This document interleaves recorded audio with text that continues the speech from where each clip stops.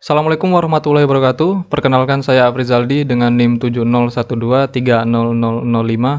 Pada kesempatan kali ini saya akan melaksanakan ujian akhir semester analisa dan perancangan sistem informasi, yaitu membahas sebuah proposal atau mempresentasikan dengan judul perancangan sistem informasi kepegawaian pada PT Sawijaya Jambi. Oke, lanjut.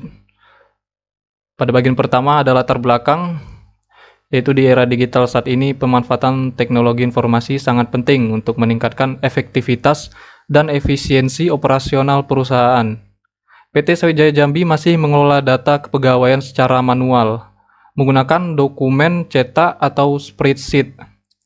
Cara ini tentu memakan waktu, rentan salah, sulit pencarian, dan memperlambat pembuatan laporan. Untuk mengatasi masalah ini diperlukan sebuah sistem informasi kepegawaian berbasis digital yang sistematis, terintegrasi, dan mendukung pengambilan keputusan lebih akurat.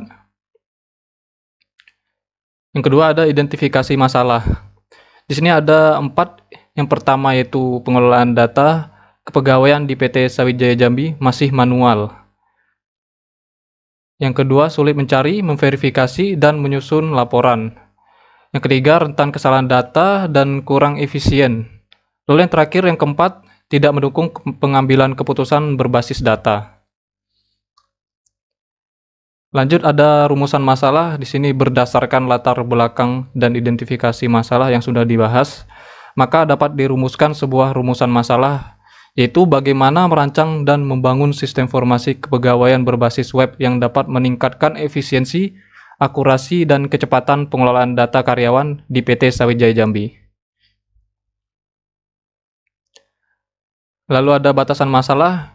Yang pertama, sistem hanya mengelola data karyawan, absensi, cuti, dan laporan kepegawaian. Lalu yang kedua ada berbasis web.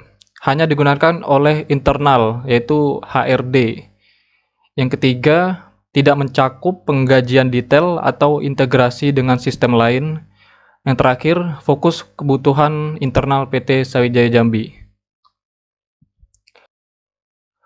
Lanjut di sini ada tujuan penelitian.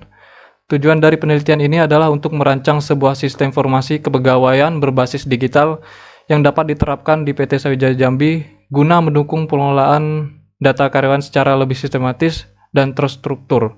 Melalui sistem ini diharapkan proses administrasi kepegawaian seperti pencatatan data, pengelolaan absensi, dan pengajuan cuti dapat dilakukan dengan lebih cepat dan efisien. Lalu ada manfaat penelitian. Yang pertama itu bagi peneliti menerapkan ilmu sistem informasi, pengalaman merancang sistem sesuai kebutuhan real. Yang kedua, bagi perusahaan meningkatkan efisiensi, akurasi, mempermudah pengambilan keputusan, meminimalkan kehilangan atau kerusakan data. Yang ketiga, terakhir, bagi akademik, yaitu referensi bagi penelitian selanjutnya tentang sistem informasi kepegawaian. Lalu ada teknik pengumpulan data. Ada 3, yang pertama observasi, pengamatan langsung aktivitas pengelolaan kepegawaian, manual, dokumen fisik atau spreadsheet untuk memahami alur dan masalah real. Yang kedua ada wawancara, tanya jawab langsung dengan bagian HRD untuk menggali kebutuhan sistem, alur kerja, dan kendala pengelolaan manual. Yang terakhir ada studi pustaka, mengkaji buku, artikel, dan jurnal terkait sistem informasi kepegawaian, metode pengembangan sistem, dan teknologi pendukung. Baik, lanjut pada bagian use case diagram. Di sini HRD dapat memanajemen data karyawan, manajemen absensi, manajemen cuti, serta manajemen laporan.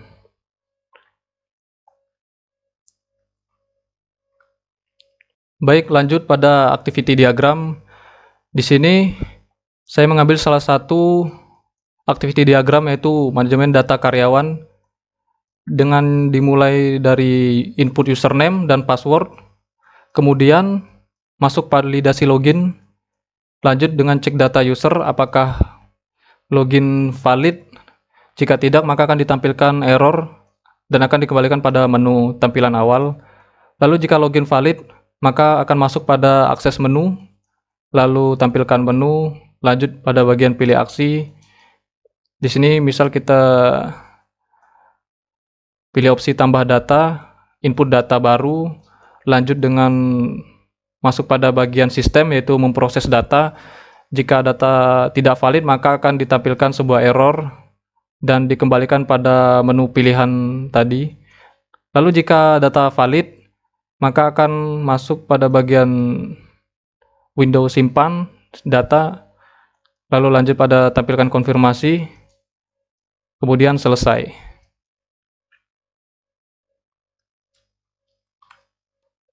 Selanjutnya yang terakhir ada metode pengembangan sistem.